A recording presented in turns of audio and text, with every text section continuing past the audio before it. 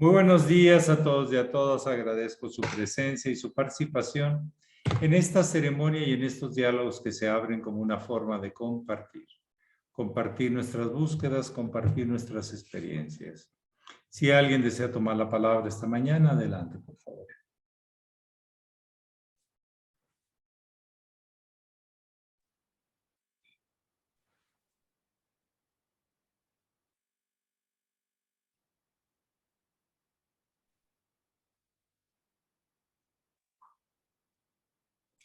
Adelante, Alejandra. Buenos días, maestro. Buenos días a todos. Maestro, ¿nos podría compartir algo sobre el entusiasmo y el pesimismo? O sea, lo opuesto, cómo contrarrestar o cómo estar en el centro, porque hay veces que puede haber una persona que es sumamente entusiasta, que cree en algo grande y no sé, pero sí hay una persona pesimista que no, que piensa que eso no va a salir, no va a resultar, que se van a poner trabas, o sea, y le quito un poco de energía al otro, o sea, ¿cómo poder contrarrestar o estar en el...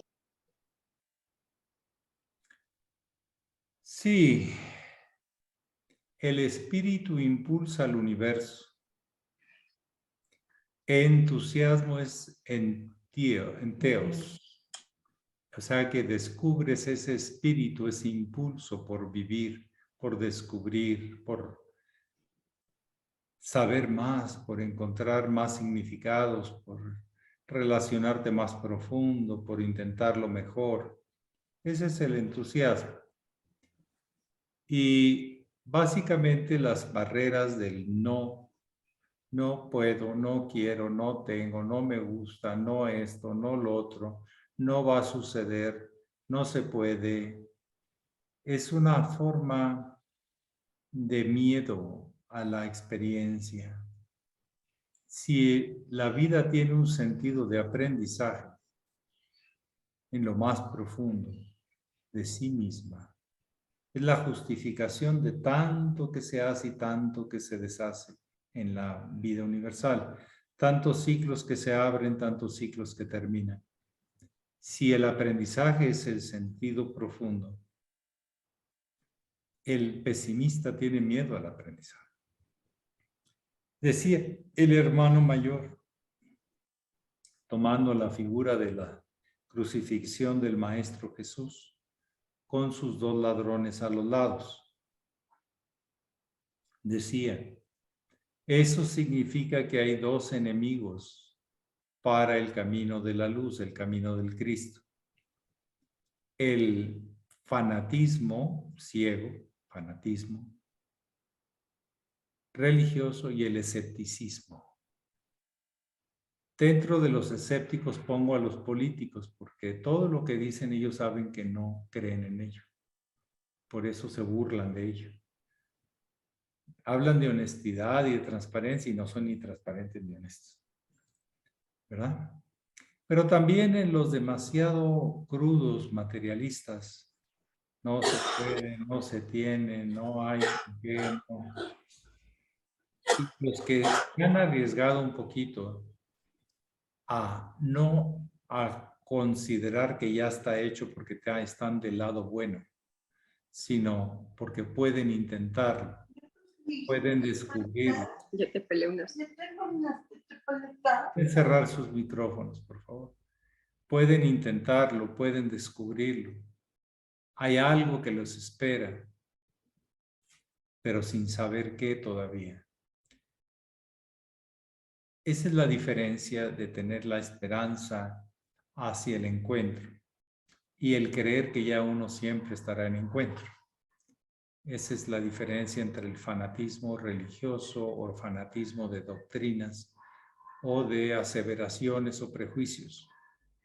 Pero se puede tener prejuicios en el sentido fanático, en el sentido de no, a mí siempre me va a salir, a mí si no, nunca se me atora nada, como también puede haber un fanatismo escéptico, no se puede, estamos destinados al fracaso, toda la vida no vale la pena, Y al rato andamos como José Alfredo Jiménez, la vida no vale nada.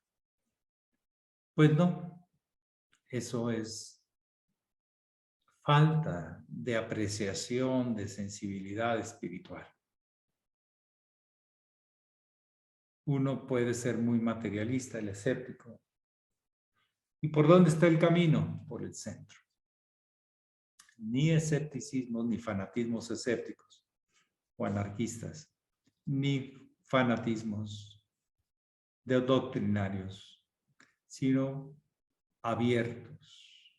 ¿A qué? A ver qué se puede y a ver qué no. A ver qué más hay y qué menos hay de lo que ya puedo decir. Ah, eso ya lo conocía. Entonces, el camino es el del centro. Así nos enseñaba el sublime hermano mayor. Ni el de la derecha ni el de la izquierda, por el centro. ¿Alguien más desea compartir o preguntar? Gracias, maestro. Buen día, maestro. Buen día, Sí. queridos hermanos. Buen día. Maestro, ¿nos puede compartir la importancia del servicio impersonal, por favor? Y desinteresado. Lo impersonal es que no importa quién lo haga, lo importante es que si se necesita, hay que hacerlo. Y no hay interés secundario ni oculto. El interés es para que todos estemos mejor. Eso le da un sentido de colaboración hacia la vida, un discípulo al servicio de la gran obra. No solo de mí, yo, para mí, conmigo, sino para la gran obra. Pero claro, para poder colaborar en la gran obra uno tiene que estar bien. Si uno está enfermo, si uno está mal, si uno está negativo, pues ¿cómo va a colaborar? ¿Sí? Aunque siempre se ha hablado de la terapia del servicio, del trabajoterapia, que una de las formas de descongestionar el alma es ponerte a trabajar, ponerte a servir, no esperar frutos, no esperar sonrisas ni alabanzas, trabajar por el sentido mismo del trabajo. Este es el centro del Bhagavad Gita, el centro de la tradición de sabiduría, uno de varias tradiciones de sabiduría. Realiza la acción sin esperar su fruto. Pero sabes que habrá frutos si siembras. Si cultivas la tierra, si le das vueltas y la aflojas, para que la semilla tenga facilidad de penetrar y de crecer.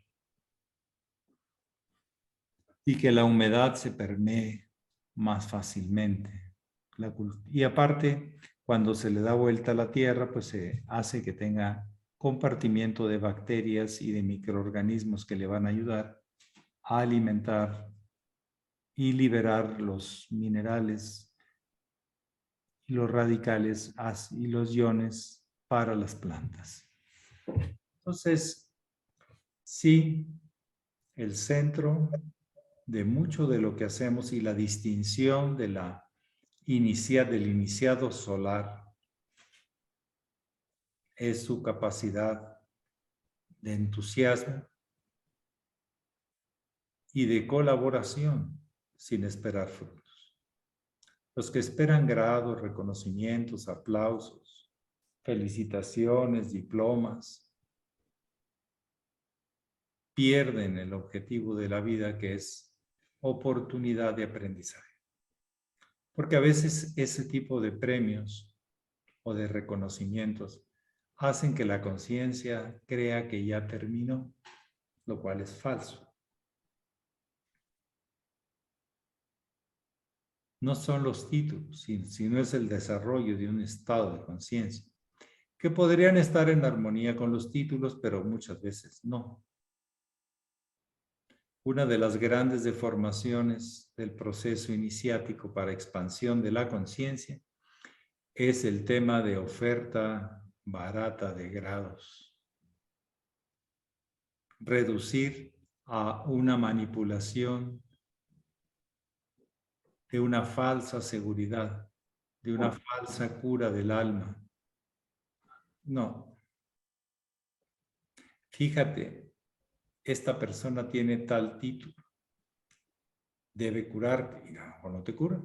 A lo mejor alguien que no tiene título sí te cura. Es por la capacidad y la comprensión del problema de fondo. Y eso no lo da el título. Puede ayudar, pero puede estorbar. A veces, en lo que yo he observado en el proceso, es cuando alguien se llena de ideas en una rama del saber, tiene 1000 justificaciones para excusarse y encontrar alternativas que no funcionan. Pero bueno, es parte del aprendizaje. Todos tenemos derecho a poder aprender por la buena o por la no tan buena. Como decía el hermano mayor, el que inconscientemente peca, inconscientemente se condena. Y el que conscientemente peca, inconscientemente se condena. El que conscientemente se libera, pues ya la hizo. Y el que inconscientemente se libera, pues ahí va.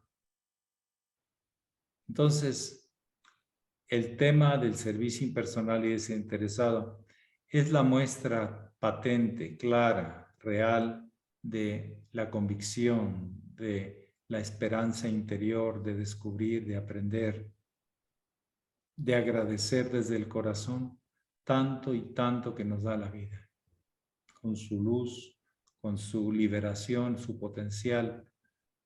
Es todo un espectáculo para la conciencia que está despierta, pero para el que está dormido, pues, como decimos en México, ni color se dio. O sea, ni cuenta se dio de lo que pasó. Pero pasó, así, y ni cuenta se dio. Por eso no hay que perder detalle, hay que estar alerta y atento. ¿En qué? En las manifestaciones, los instantes que hacen que la vida tenga sentido. Y eso va desarrollándose en estados de conciencia cada vez más elevados. ¿Alguien más desea preguntar? Gracias. Adelante, Oscar. Oscar Monita. Adelante. Buen día, maestro. Buen día a todos y a todas. Uh-huh. Sí quería hacerle una consulta respecto de la concentración tibetana. He visto que después de que encienden el incienso en el fuego, hacia el oriente hacen un sello o un símbolo con la varita de incienso. Sí. Pero no es una cruz. ¿Me podría hablar un poco de ese símbolo que se realiza? Bueno, es una forma de purificar el aposento, recreando el principio sabático de la vida. Cómo todo tiene un orden y una inteligencia. Y eso se expresa en el símbolo de Agripa, que viene del origen del sello de Salomón, o más bien de la estrella de David. Entonces, es todo un tema cabalístico, es un tema de afirmar los principios que le dan sentido, nacimiento y muerte a toda la realidad. O sea que si hay algo que estorba, morirá. Y si hay algo que falta, nacerá. Es un principio mágico. Hasta ahí. Pero tiene sus riesgos, porque si el ego entra en juego, lo echa a perder todo. Se quiere apropiar de lo que nunca podemos apropiarnos, que es la inteligencia que mueve el universo con su enorme sabiduría y amor. La ambición echa a perder ese tipo de trabajos. Pero la tradición nos muestra la técnica, pero el espíritu uno lo tiene que descubrir y ser reconocido por su maestro para realizar ese tipo de operaciones mágicas. Y es hacia los 4 puntos cardinales, no solo hacia el oriente. Hay una elevación pidiendo asistencia, así como este incienso se eleva hacia ti, etcétera, etcétera. Pero el trabajo mágico se realiza ya operando en la realidad a través de del símbolo de Agripa. Y no lo inventó, pero él lo expresó y lo usó. Y lo dejó plasmado en un libro, El principio de recreación sabática del universo. Agripa también fue cabalista y fue mago y alquimista. ¿Alguien más desea compartir o preguntar? Adelante, Nar.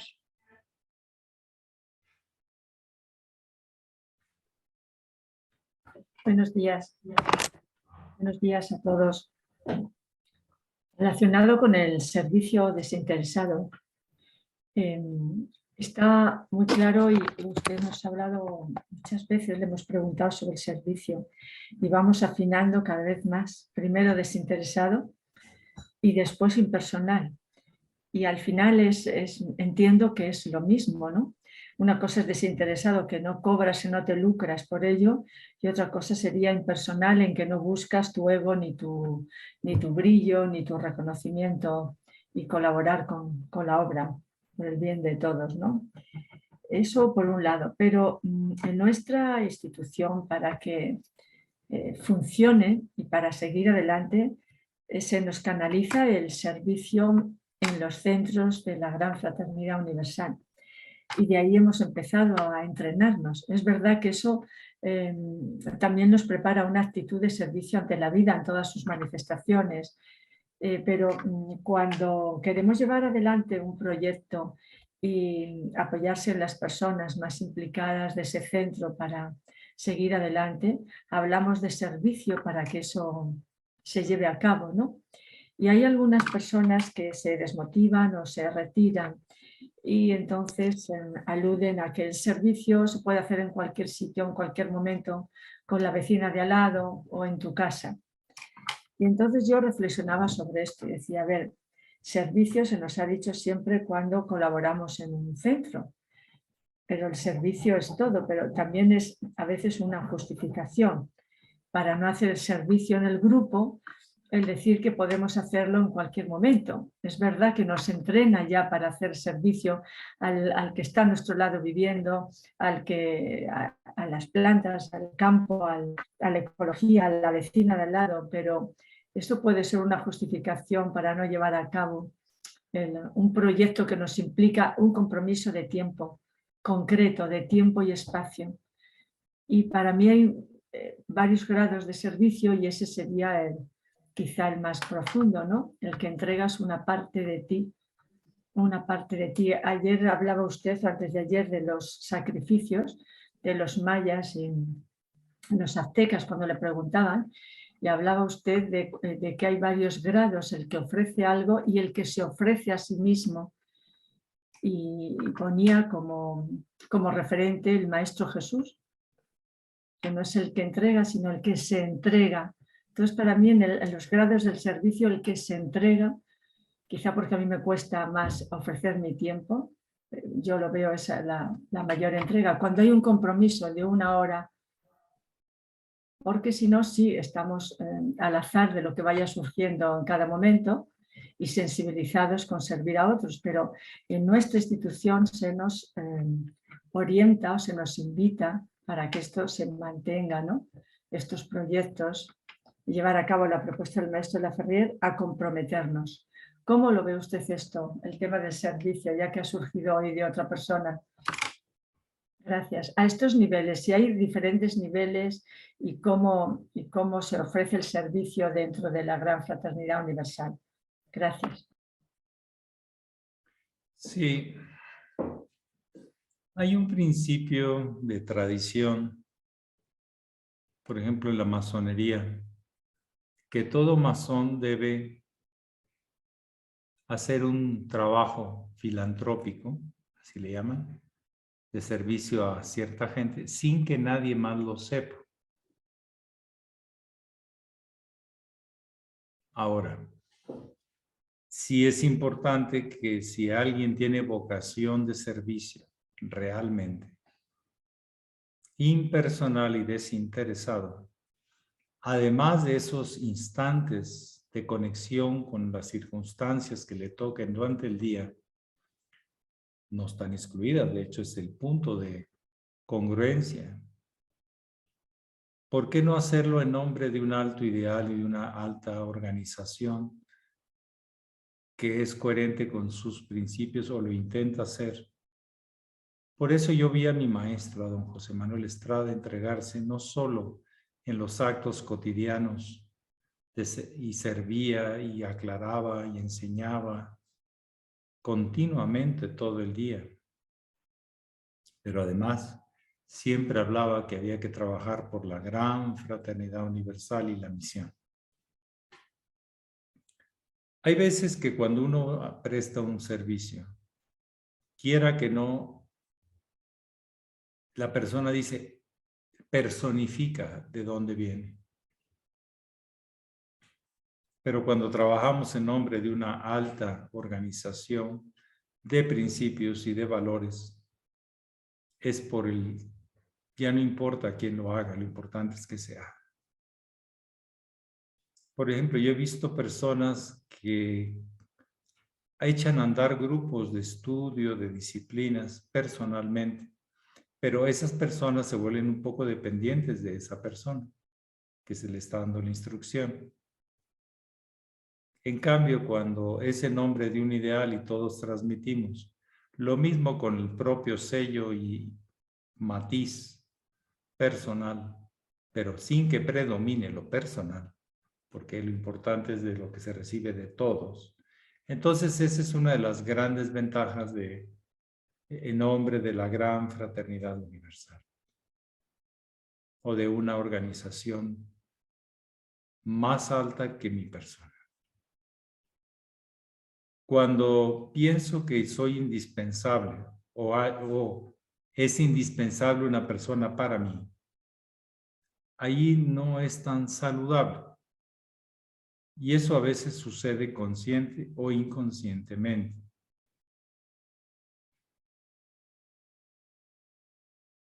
Por eso no es tan bueno que cada quien haga su clase como le dé la gana. Tenemos que hacer la misma clase con un sello personal, pero los mismos ejercicios para que no haya esas comparaciones de otra, o se baje el nivel de comparación y de personificación y de dependencia al final de cuentas. Es muy importante invitar a otros donde he venido a aprender, porque eso habla de un proyecto, inclusive que yo podría un día hacerlo. Tengo la posibilidad de incluirme en el grupo. Eso es un poco lo que yo entendí del espíritu de la GFU. No somos solo para dar clases de yoga, sino para hacer que la gente promueva el yoga en su persona y en su sociedad. O sea, un efecto multiplicador.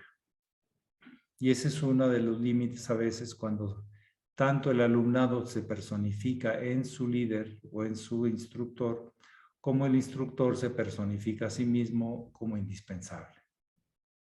Los dictadores siempre han dicho que son indispensables para su pueblo. Eso no es así. El Cristo vino, dio la instrucción y se fue y dejó encargado a sus discípulos que la difundieran. Claro que cada quien la difundió hasta donde la había comprendido. Pero, por lo menos, siempre hablaban del mismo origen.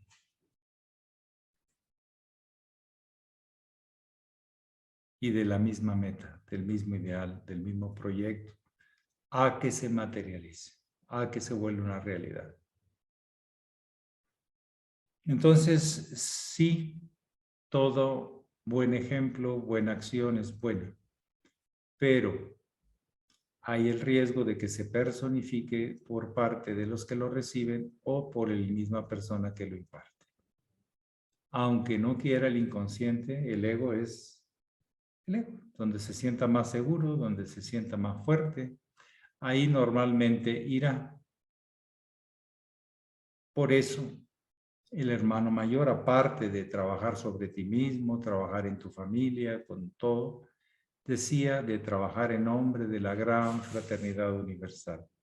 Eso es lo que he visto así en una expresión corta, que el riesgo básicamente es la dependencia, el aislamiento de los buenos y los malos. Todos podemos intentarlo y hay que intentarlo por el bien de todos. Y ahí ya no estoy personificando, que ese es el límite que pone el ego normalmente a las cosas. La personificación, yo, mi sentir, mi pensar, esa no es la línea iniciática, es qué es mejor para todos, qué es mejor para la obra. Eso es como a mí mi maestro, por lo menos así entendí, por haberlo visto una y mil veces, actuar en ese espíritu, el hermano mayor. El maestre hubiera sido relativo porque estuvo poco tiempo en Venezuela, yo ni había nacido, pero del hermano mayor, las muchas o las pocas veces, depende cómo se vea, que pude observarlo y lo he leído porque es el reflejo de su pensamiento en sus conferencias, en sus ceremonias, etc. En lo que me impactó en mi interior, más allá de palabras, más allá de fenómenos, sigue vivo, porque Él siempre nos habló de servir a la omnipresencia divina, a la gran obra. Y ahí no era personificación, era adjudicarse el papel de discípulo y de colaborador de la gran obra, un humilde colaborador, porque la obra es tan grande que no nos podemos poner el primer papel, ¿sí? El papel más destacado. Ya es bueno participar en ella como un discípulo de la línea. Bueno, ¿alguien más desea compartir o preguntar? Adelante, Gloria Baites. Muchas gracias. Buenos días, mis queridos hermanos, todos. Yo quería hacer una pregunta. Hace mucho tiempo tengo una duda muy grande. Cuando se interpreta lo de la Torre de Babel, por lo visto, Yahvé se acercó hacia todos los que estaban haciendo la Torre de Babel, ¿no? Y le dijo a los que la acompañaban que los hombres estaban muy unidos, que todos hablaban un solo lenguaje y que eran un solo pueblo. Y entonces conseguirían lo que quisieran. Y Yahvé dijo, vamos a confundirlos, vamos a hacer que no se entiendan entre ellos. Siempre me he tenido la duda de por qué Yahvé hizo esto, es decir, si realmente estaban actuando como un solo pueblo, tenían la fuerza de la unidad, de la comprensión, del entendimiento. ¿Qué significa esta confusión? ¿Por qué se hace esta confusión? Muchísimas gracias.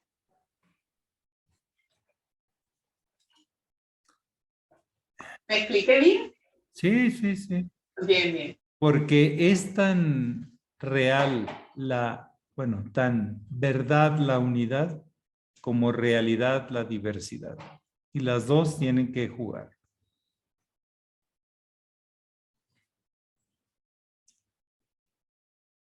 Varias personas, yo con un chino, si me sé expresar desde el alma y él captar desde el alma, nos vamos a entender. Vamos a captar un espíritu, una confianza. Aunque el chin chun chan y el min chun chin no nos entendemos, ni yo, ni él mi español ni mi castellano. Pero nos entendemos el propósito. ¿Para qué? Entonces la Torre de Babel es una forma, es decir, les quito el lenguaje, el mismo, y ya no se entienden porque no han captado el espíritu, era una octava superior. Después de la tormenta viene la calma, la verdad, la paz profunda. El acto no inconsciente de unidad, sino el acto consciente de interrelación hacia la unidad. Es una parte del proceso. La historia de la vida siempre ha sido muertes y nacimientos.